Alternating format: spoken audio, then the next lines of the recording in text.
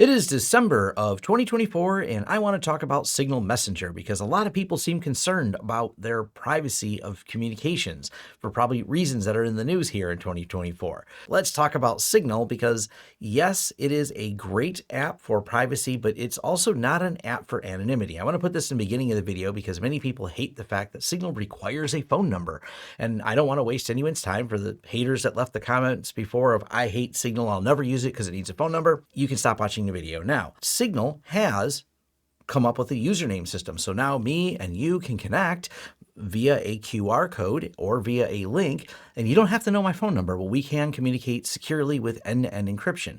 Now, the way end-to-end encryption works in Signal, one, there is no way to turn it off. And second, there's simply no way for Signal to decrypt the communication because they don't have the keys. End-to-end encryption is only as good as who handles the keys. If me and you are having a conversation, I have a key, you have a key, but there's no third party involved that has another key. That means it cannot be decrypted by anyone but me and you, or in the case of a group chat, all the people in a group chat who have a key set up to have that discussion. Signal never has the keys and has no way to get them.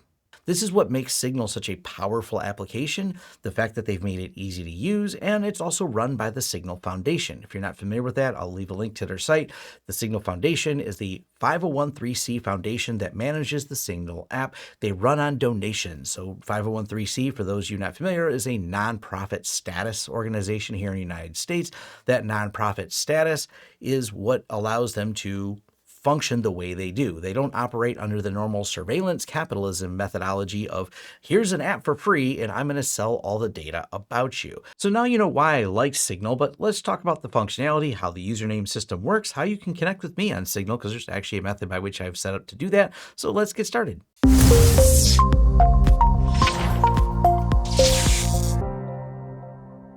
Now for the demonstration, I have a Pixel 3a phone. This is not my normal phone. I actually have a brand new Pixel 9 right here that is tied to my main Signal account. And yes, that phone has a cell service on it, and so I'm using the carrier phone number, my cell phone number for that phone. But I wanted to show another methodology and also make this demonstration easier to do so I didn't have to deal with all the messages that I have that I'm constantly getting from all of my friends and all my group chats that are on my actual Signal one. This demo is being done with a phone number I bought from VoipMS. I'll leave a link to them down below, but it's not an affiliate link. I don't have any current association with them. I have used them in the past and done videos about VoipMS, but it's an inexpensive way to grab a phone number that can send and receive text messages. Then I loaded this Pixel 3a with the Signal app, received the text message, get the confirmation, put the phone number in here by typing it into the Signal app, and then I can activate Signal. Signal requires either an Android or an iPhone to get started, or even, as I pointed out here, a really old Android phone, relatively old, I would say, depending on how you look at technology. But I want to point that out because that is the way you move to using the desktop app. You need to first have it set up on the phone. Now, you have pretty much the same control over the desktop app that's supported in Windows, Mac, and Linux, but there's a couple features that are going to be on the phone very specifically related to the phone. First are privacy settings on the phone of how you want to do things, but more specifically, the defaults in Signal will be set from your phone in terms of how you accept messages. By default, you can't talk to strangers, and I think that's great. So even though I've got on my website my actual Signal Messenger down at the bottom, when someone tries to contact me and they're not already in my contacts list, not someone I've talked to before on Signal, I will get a notice to accept that message before I see it. This keeps the spam to the minimum, and no one can just grab my Signal number and call, even if they're using my QR code or if they're using my link down there. And those settings can be overridden if you want people to be able to message you and not have to say yes and confirm that you want to accept a message from someone, but that is only controlled on the phone. So after this, I'm going to just go use the desktop app because it's a little bit easier to show you some of the functionality of Signal there. You download the Signal app from their website. It supports Windows, Mac, and Linux. Right now I have it already configured, but it's really simple. When you load it, it pops up a QR code that you scan using your phone where you have Signal, and it links this to your Signal account. You can turn the phone off after that. It's not directly communicating via your phone. It's not talking to it in any real time. This talks to the Signal servers from the application. Now, I have this already set up with a username. I'm going to click the icon down here and look at the username. I can delete this username. This is the one I was showing earlier in the video. I can also edit and change this username. If I were to change this, this would break the link or QR code that I shared that allows people to connect with me, but that will have no effect on anyone who already was connected with me. So I've already connected to myself here. I've done this connection with my wife, and then I set up a group chat between me, my wife, and this test account. The thing I want to point out is because all of us used the QR code to talk to Tom Other Phone, the system I have set up here, I can click on this, I can click on my wife's name, and I can look at the signal connection. That's all I know about her. This is it. This is the important part for people worried about the phone number is once you switch to using usernames and you connect with other people, they don't have your phone number. And you can always block someone. You can always delete that person's connection. But anything I do here, and I can give it a nickname, but there's not anything else I know. There's not any other data to extract. I don't get to see her phone number, and same thing goes for here. And when you're in a group chat, each person in a group chat, same answer. You're not going to be able to get any more information about them. My wife, of course, is like, why are you testing and what are you doing? And you can see the group chat history here. Now, one of the things I really like about Signal, and you can change these to be your defaults, you may notice where it says I have 4 weeks of disappearing messages. I like this as a default whenever I'm setting up Signal. I have it so when I set up a new group chat with someone, I always just leave it at 4 weeks. I don't like keeping all my data in Signal. To me, this is a messaging app, not a long time archive of conversations I had. If I haven't talked to someone in 4 weeks, then maybe that information should fade away. But of course, you can turn it off and you can set it to never expire if that's what you would like. But I always, like I said, think of Signal as a place where I have data for communication between me and someone. That is just some text messages, some memes, or things I send. Now let's talk about some of the privacy settings in Signal. And of course, what's really important is what those default settings are. I know many of you are more tech savvy and will change the defaults, but many of you are also aware that most people do not. And I'm going to go here to privacy, and I'm going to go to phone number right away, because who can see my phone number? By default, nobody. You connect via the QR code or a link, as I showed earlier, that you can set yourself, but by default, no one can see your phone number. You can change that. If you'd like people to have your phone number, you can. But who can find me by phone number? Well, that's set to everyone. And there's a reason for that. This is what made Signal easier to adopt and continues to make it easy to adopt. If I already have people in my contacts list and I'm wondering if they're on Signal, and by default, if they've signed up for Signal using their phone number that I have in my contacts list, I would be able to message them on Signal. Makes it easy to figure out whether or not people I maybe haven't talked to in a little while. I always try them on Signal first, and I have discovered a great number of people are registered on Signal this way, but you can change and override that. Something else worth noting is because it does support calling, and the call system is interesting how it works, and it's really high quality because they're not trying to be man in the middle on this. It's encrypted the same way as the messages are, so there's no worry that when you're making a call, Signal could listen in on a phone call. It's using the same encryption methods, but obviously it's got an IP address where you're at and where the person you're calling is at. And because they're not trying to route all the traffic through their servers, which is pretty common for most of your calling apps, they want to push it so the two devices can talk to each other, probably using something similar to UDP hole punching. That does reveal your IP address for people that are pretty tech savvy and were to really dive into Wireshark or some other tool to do all the packet capture and figure out who they might have been talking to based on different data you could extract from there. They actually have the ability then to always relay your calls. This means always relay the call through the Signal server. It may come at the cost of some lower quality because you've got to relay through Signal. You're not going as direct, but that is an option. I like the fact that the people at the Signal Foundation thought about this and said, yeah, that's a feature we should probably have because it may be a risk to some people.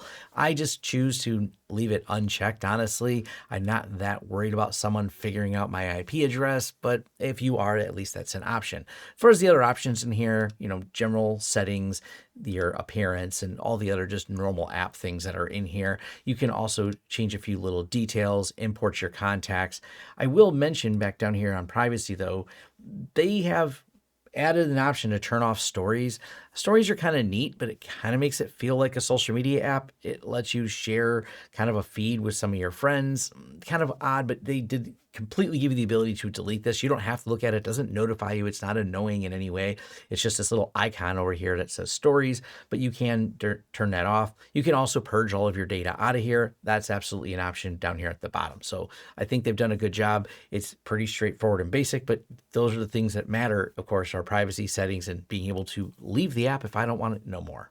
Now, as far as working in app functionality, I'll show that briefly here. You can add reactions to messages, so we can go ahead and give this one a thumbs up, or maybe we want to add a different emoji to it. Click the emoji you want, it applies to that. You have the ability to do spoiler alerts. I think this is kind of a novel feature they've added recently, but it makes it a little bit more fun. You also have the ability to click on them, and then if you go off of and go back on, it resets those spoilers so you can do that again. How do you actually do them? Well, that's really simple. Put a test message in here. I'll highlight a piece of the message. You apply any of the functions you want: bold, italic, strike through, monospace, or spoiler, or all of them at once in this case here. And we'll send this message, and then it'll show this way for both you and the receiver of the message. Now, one last thing I want to address in regards to Signal is what happens if someone were to hijack the number I use to register this phone.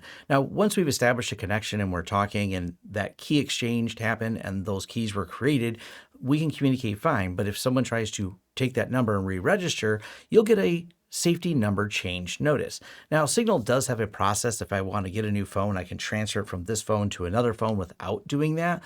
But if someone tried to hijack, obviously they wouldn't have had the old phone. It would do a new registration, and anytime they try to communicate, you'd get this problem of, hey, look, this person's safety number has changed. Then it's up to you to use your own discretion of how you want to validate that with some other method. Like, do you want to call them and say, hey, why'd your safety number change? That seems suspicious.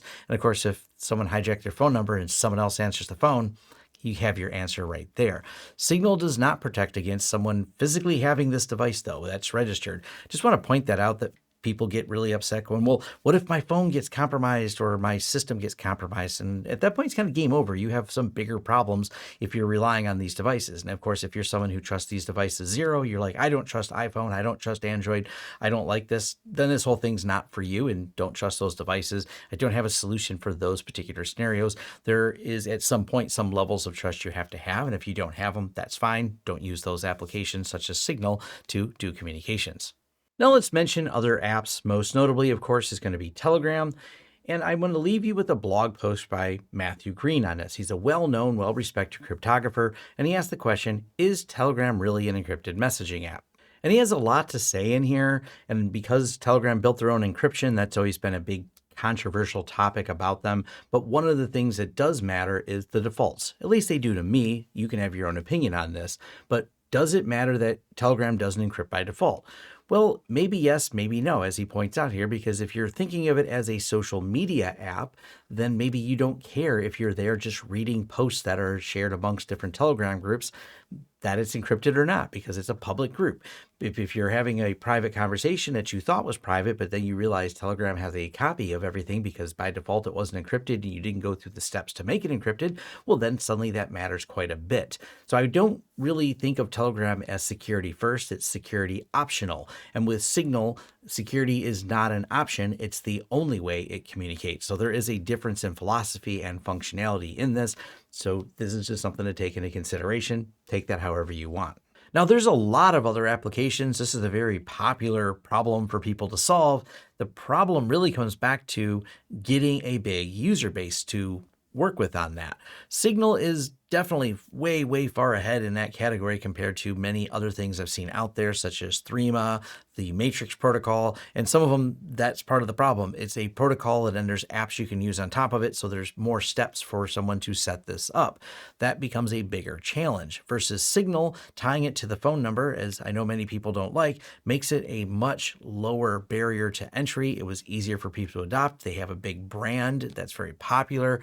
And when I was at numerous hacking conferences this year, universally, anytime I wanted to continue a conversation beyond the conference, I said, hey, hit me up on Signal, and people pulled their phone out and had it. Universally, I don't think I met a single person that I had a conversation with that I didn't want to continue that conversation with that wasn't on Signal and had it on their phone, knew how to pull it up and scan it. It was the way that many of us were, building these connections. Granted, I'm based here in the US. These were US hacking conferences, but some of these people live overseas and I didn't even have to know their number. I don't know what the extra code is for getting their phone number, and no long distance calls. I've been able to chat with them as they went back home via their Signal app. And I think that's really cool. And that shows that widespread adoption, which is really a big factor. Because even if you say, but I like this app much better, if we can't get our friends and family and people we want to communicate on that app, it's really difficult and really challenging. So Signal is going to be my go-to app for the foreseeable future. Let me know in the comments what your app is going to be, because I'm always curious, love hearing from all of you. I will leave the demo phone set up. Feel free to send anything to this one. The QR code and phone number and everything is in there. I probably won't answer text messages because I got to log into the VoipMS interface for that, but it's really cheap to have this phone number, and sending messages to Signal might be kind of fun. Please don't send me anything disgusting, but who am I kidding? This is the internet. Weird things will probably pop up on this one. My other Signal, my actual one, please don't use that for tech support. I will simply tell you to go to the forums. If you want to hire me, there's a hire us button at the top of the site. So both of those things are covered there. But if you have some specific reason to contact me, I don't mind being contacted. Feel free to send me a message there. Maybe you found something interesting or you just want to suggest something. But if you spam me too much there, of course, I'll just block and delete you. That's life sometimes. But if you have some specific need to contact me, I did make that available because I don't want to try to be unavailable. I don't publish my email, not because I don't want to hear from people, but because automated systems just blast that and make it an unmanageable problem.